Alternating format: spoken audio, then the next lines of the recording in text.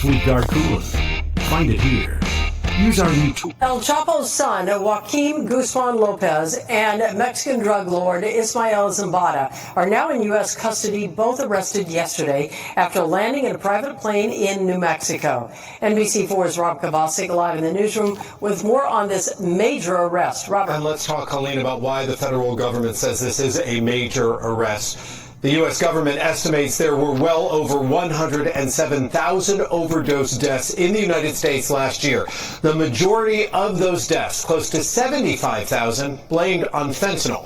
Fentanyl, made in Mexico, shipped to the U.S. by a cartel with two of their leaders now in custody. In the words of Attorney General Merrick Garland tonight, they are behind one of the most violent and powerful drug trafficking organizations in the entire world. They got him, two men surrendering to authorities without incident when a private plane landed at a small airport in New Mexico, just minutes away from El Paso.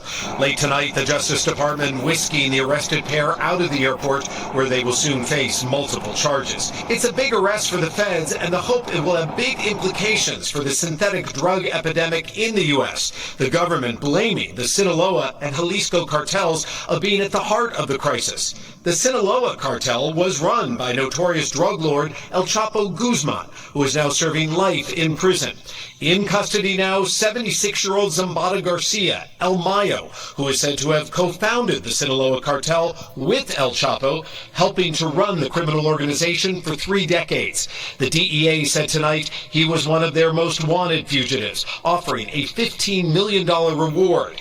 Now, the arrest of El Mayo strikes at the heart of the cartel that is responsible for the majority of drugs, including fentanyl and methamphetamine, killing Americans from coast to coast. With El Chapo behind bars, his sons inherited his drug trafficking empire, and on that plane that landed in the U.S. today, one of those sons, Joaquin Guzman Lopez, who is wanted for $5 million. The DEA says his arrest is another enormous blow to the Sinaloa Cartel. In 2017, he and his brothers, the Chapitos, allegedly took control of the Sinaloa Cartel after El Chapo was extradited to the United States.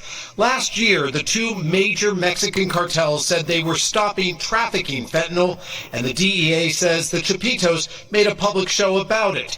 But the supply of fentanyl has not decreased, according to the government, and the DEA dismissing the supposed ban of fentanyl as nothing more than a publicity stunt. So at this point, when it comes to the Chapitos, those 4 sons of El Chapo, there's now a total of 2 in custody. 2 other sons have not been apprehended. And you may be wondering, Colleen, why did today's arrest finally happen? The Wall Street Journal is quoting Mexican and U.S. officials reporting tonight that a high-ranking member of the Sinaloa Cartel tricked El Mayo and El Chapo's son into flying to Texas. We checked the flight plan for that plane, and it shows destination Brazil. In our newsroom, I'm Robert Kovacic. Colleen, let's go back to you.